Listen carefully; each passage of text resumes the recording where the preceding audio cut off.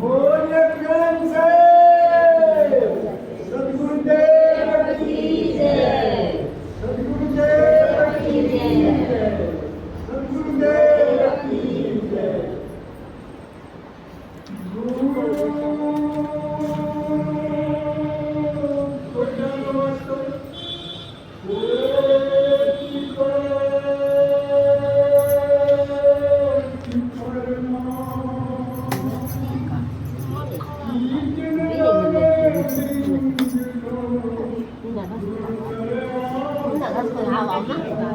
Una kata jaga sih, maka bini.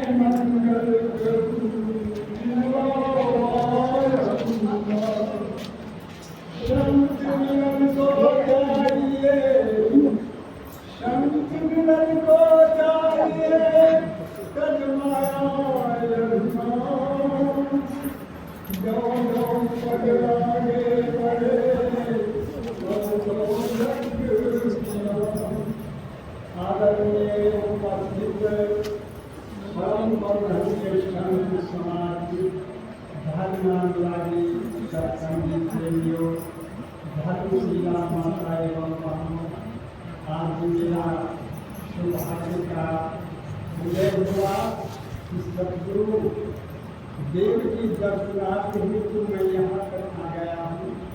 सद्गुरु की दर्शन करते हुए सभी सत्संगी को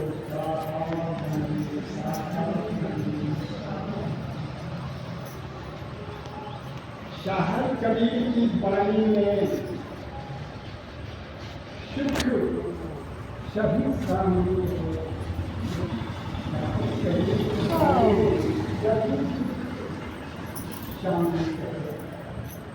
जो साहस करता है उसी को सफलता मिलता है, जो साहस नहीं करता है उसको सफलता नहीं मिलता। जिसके मन में आत्मविश्वास श्रद्धा हो जाता है उसी का जीवन सफल होता है। जिसके मन में आत्मविश्वास रहित श्रद्धा रहित जो है उसका जीवन सफल नहीं है। चाहे कभी ने उदाहरण देके लोगों को समझाया है, उदाहरण दिया है।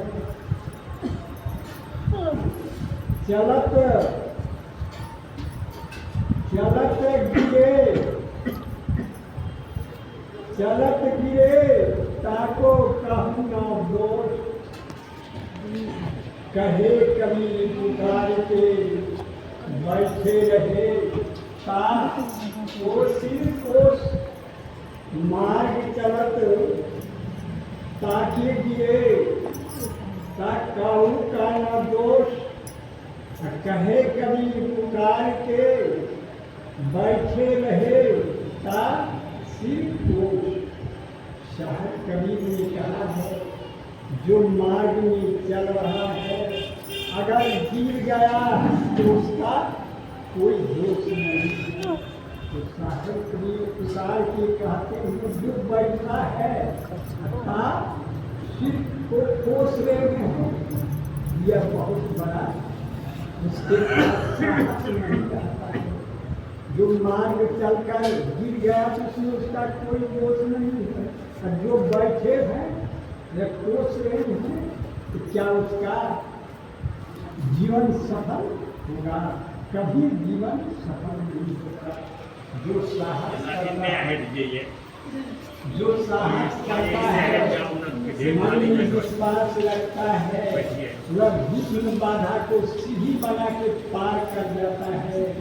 जिसके मन में आत्मविश्वास श्रद्धा नहीं है वह उसका जीवन कभी सफल नहीं होता। चाहे कबीर ने फिर उदाहरण दिया है, मन के हारे हार है, मन के जीते जीत। परमार्थ को पाइए, परमार्थ को पाइए, मन की पत्नी। यह जो मन में संकल्प कर लेता है कि मेरा जीत है तो उसका जीत अवश्य होता है। जो मन के जीते जीत है, जो मन में संकल्प कर लेता है कि मैं वहाँ तक नहीं पहुँच पाऊँगा तो उसका जीवन असफल होता है। तो विचार करें, जब तक मन में श्रद्धा आत्मविश्वास नहीं होगा तब तक का जीवन सफल नहीं होगा। इसलिए भक्ति में जब तक विश्वास नहीं कीजिएगा, श्रद्धा नहीं रखिएगा, भाव नहीं रखिएगा तो परमात्मा का लाभ कभी नहीं होगा। मन में एशिया द्वेष भावना इस सब को मन से त्याग दें, तभी आपका जीवन कल्याण होगा। ऐसे सत्संग में आएगा, जब तक मन निर्मल नहीं होगा, कंचन नहीं होगा, तब तक परमात्मा का लाभ नहीं मिलेगा। तो सत्संगियों, विदक की कथा, साहब कबीर काशी छोड़कर मगहर क्यों जा रहे हैं? साहब कबीर अपनी मन में विचार किया, मेरा शरीर 120 वर्ष का हो गया है, जर्जर हो गया, और लोगों के मन में जो मैं जा रहा हूँ अभी मेरा शरीर का विनाश हो जाएगा, तो मैं ऐसे नहीं जाऊंगा, इस यहाँ की धर्म को खत्म कर दूंगा कि काशी में जो लोग मरते हैं उसको स्वर्ग मिलते हैं, मगहर में जो मरते हैं। साहब कबीर ने अपने मन में संकल्प किया, यह जो मनुष्य के पास धर्म हो गया है, इस धर्म को मैं खत्म करके जाऊंगा, क्योंकि मेरा शरीर का अंतिम जब ये बात जान गए पंडित लोग, मिथिला में अधिक विद्वान लोग पंडित होते हैं, जनकपुर मिथिला में सत्संग कबीर साहब को सभी आदमी भेज दिए, पंडित वर्ग के लोग, सभी प्रकार के लोग भेज दिए जो कबीर साहब के ज्ञान को प्रभावित थे, जो जानते थे, सब आ गए। कहा, साहब अब आपका अंतिम समय है, आपको मगहर नहीं जाना। मगहर में जाने से लोग गधा बन जाता है। काशी में मरने के लिए लोग अनेक दिशाओं से आकर मोक्ष पाना चाहता है। तो आप अंतिम समय में क्यों जा रहे हैं? कहा, पंडित जो वेदर में है वह झूठा हो जाएगा, जो भक्ति करता है उसी को स्वर्ग मिलता है, जो भक्ति नहीं करेगा काशी जाएगा तो मुक्ति मिल जाएगा। इस धर्म को मिटाने के लिए मैं मगहर जा रहा हूँ। आप लोग देखना कि मगहर में मैं गधा बनता हूँ, क्या बनता हूँ, लेकिन वहाँ के लोग कबीर साहब को जाने नहीं दे रहा है कि नहीं साहब आप यहाँ रहिए, जीवन भर यहाँ जिंदगी बिताइए, अब अंतिम समय में आप मगहर जा रहे हैं। मगहर का अर्थ होता है मन मन रास्ता, हर मन बुद्धि।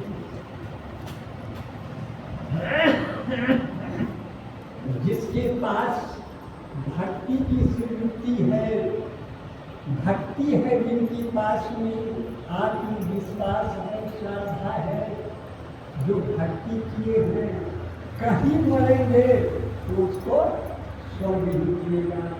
जिसके पास भक्ति नहीं है, श्रद्धा नहीं है, तो वह कहीं भी मरेगा तो उसको नरक भी मिलेगा। तो सत्संग और मैं संतों का चमत्कार कुछ बताने जा रहा हूँ। एक साधु राजा था, वह राजा था लेकिन उसका काम साधु वाला था। और एक ऋषि था, जंगल में अपनी पत्नी के साथ वह अपना जीवन झोपड़ी बना के बिता रहे थे। साधु राजा की पत्नी तीरथ गई थी, तीरथ में घूम रही थी। और ऋषि भी और ऋषि की पत्नी भी तीरथ गई थी। तीरथ में घूम रहे थे ना, साधु रानी, साधु की पत्नी जो रानी थी वह घूम रही थी, ऋषि की पत्नी जो थी वह घूम रही थी। घूमते घूमते दोनों में बहन पार लग गए, सखी लग गए। दोनों में अपना सुख दुख की बात बताने लगे। बताते हुए साधु राजा की पत्नी ऋषि की पत्नी से कहा, मैं अपने घर में जब यज्ञ सम्मेलन में आपको निमंत्रण दूंगा, दोनों पति पत्नी को हमारे यहाँ जाना। जब तीरथ से साधु राजा की पत्नी अपने घर गए, ऋषि भी अपने कुटीर में जंगल में गए, तो साधु राजा की पत्नी ने निमंत्रण दिया अपने बहनपा को। निमंत्रण आया ने यह जाने के लिए तैयार हो गए, अपने ऋषि जी से आज्ञा मांगने लगे। ऋषि जी बहनपा के यहाँ से निमंत्रण आया है, पति पत्नी को निमंत्रण सुनने के लिए।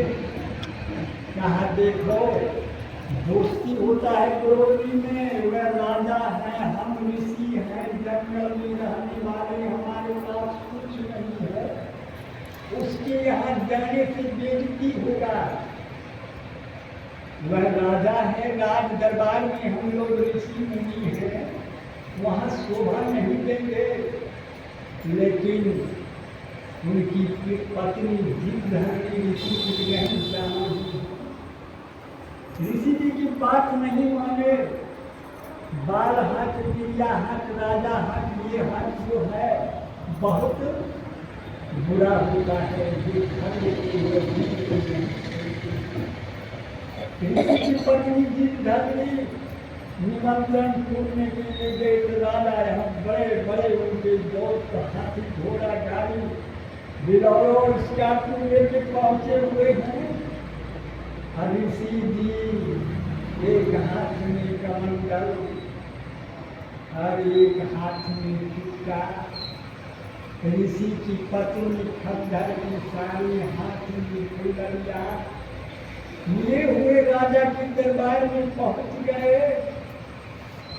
पता लगा यह साधु, यह जो ऋषि है, यह राजा साहब का दोस्त है। कहाँ कहाँ राजा भोज, कहाँ भोजवा तेरी। ऋषि को सब दूसरे लगा। राजा रानी बन ठन के तैयार थे।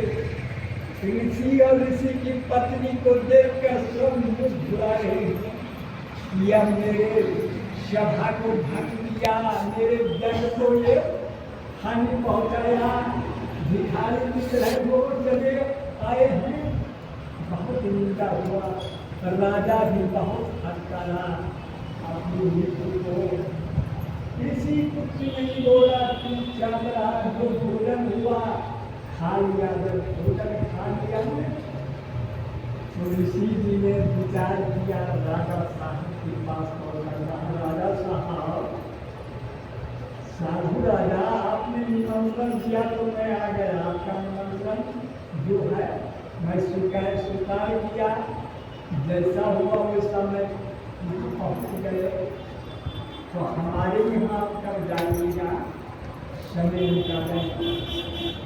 साधु राजा चोटी लगा कि हमको बेइज्जत कर दिया, और मैं भी इसको बेइज्जत करूँगा, चाहे कहाँ आपका मतलब दे दिया, किसी जाएगा जीत लीजिए ऋषि को, तो ऋषि जी को तो जंगल में जगाएगा, कभी नहीं है केवल ऋषि जी आए, राजा उसको बेइज्जत करना। राजा ने क्या किया, ऋषि जी वहां गए, ऋषि जी चले गए इंद्र के पास। इंद्र के पास गए ने प्रार्थना किया इंद्र भगवान से कि प्रभु हमारे यहाँ साधु राजा आने वाला है, निमंत्रण करने के लिए आप मुझे काम दिन का दे दें, जो मैं सुनूं मेरा इच्छा पूरा हो जाए। इंद्र भगवान ने ऋषि को काम धीरू गाय दे दिया। राजा ने क्या किया, 2-4-10 हजार सेना लेके, हाथी घोड़ा बछेरा जो भी होता है लेके ऋषि के यहाँ पहुंच गया। ऋषि के यहाँ तो जगह का कमी नहीं। और जैसे राजा लोग पहुंचे, ऋषि जी ने कामधेनु गाय से प्रार्थना किया। कामधेनु गाय ने टेंट और जितने प्रकार की खाना है टेंट में तैयार हो गया, लग गया। ऋषि केवल गाय को भोग हटा दिया, अगरबत्ती जला दिया, सुमन लिया, टेंट अपने आप लग गया। देखिए सबकी चमत्कार। जब वह लग गया तो राजा पहुंच गए, जितना हाथी घोड़ा था लाल सब चीज बन गया, चारा उलाल में आप पहुंचने लगा। जब सब तैयार हो गया ने, ऋषि जी गए उनको विजय करने के लिए राजा के पास पहुंच गया। कहा राजा हमको जगह का दिक्कत है, पहले आप चले भोजन कर लीजिएगा, तब आपका सिपाही जो है सब भोजन करेगा। राजा कहा नहीं मैं एक साथ जाऊंगा। कहा एक साथ जाइए, हमको छोटा सा झोपड़ी है उसमें आप सकिएगा, इसलिए पहले आप चले भोजन करके उसके बाद ये सब लोग खाना खाएंगे। राजा जिद धर लिया, कहा मैं सब एक साथ जाऊंगा। कहा चलो। जब गए ना तो वहाँ तो बंगाल की कोई चीज का कमी नहीं था। जब बैठ गए राजा यहाँ गए थे निमंत्रण सुनने के लिए, तो 500 प्रकार का मिठाई दिया था। और ऋषि के यहाँ राजा निमंत्रण सुनने के लिए गया ना, इतना वैरायटी मिठाई का निकल गया, इतना कि जितना सैनिक लोग था, राजा लोग था, मिठाई की वैरायटी को भी नहीं गिन सका। राजा जब बोलिए गुरु महाराज की जय। हाँ, तो राजा जब खा पी लिया ना, ऋषि के पास आया, कहा ऋषि हम तो राजा थे, आपके लिए 2-4 गो मिठाई का व्यवस्था किए। या तो ऋषि है जंगल में है, कोई हलवाई तलवाई मिठाई दिखा करने वाला ये आदमी है, तो ये इतना प्रकार की मिठाई कैसे बना दिया। कहा राजा देख रहे हैं एक काम हो रहा है, इसको मैं जब सुनता हूँ आपने राज में जितना पर्दा होगा जो होगा सबका भोजन बन जाता। तो राजा ने कहा ऋषि जी इस तरह की गाय तो हमको होना चाहिए।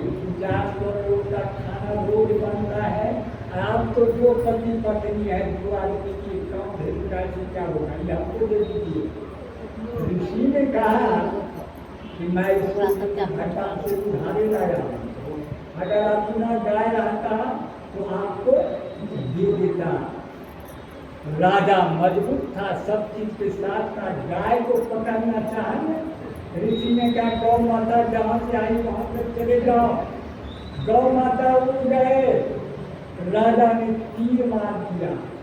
तीर मारा ना तो उससे खून गिरा ने, उस पर खैनी का गाछ डलना। अगर जो खैनी खा रहे हैं वह गौ के खून खा रहे हैं। बोलिए सदगुरु सद्गुरुदेव की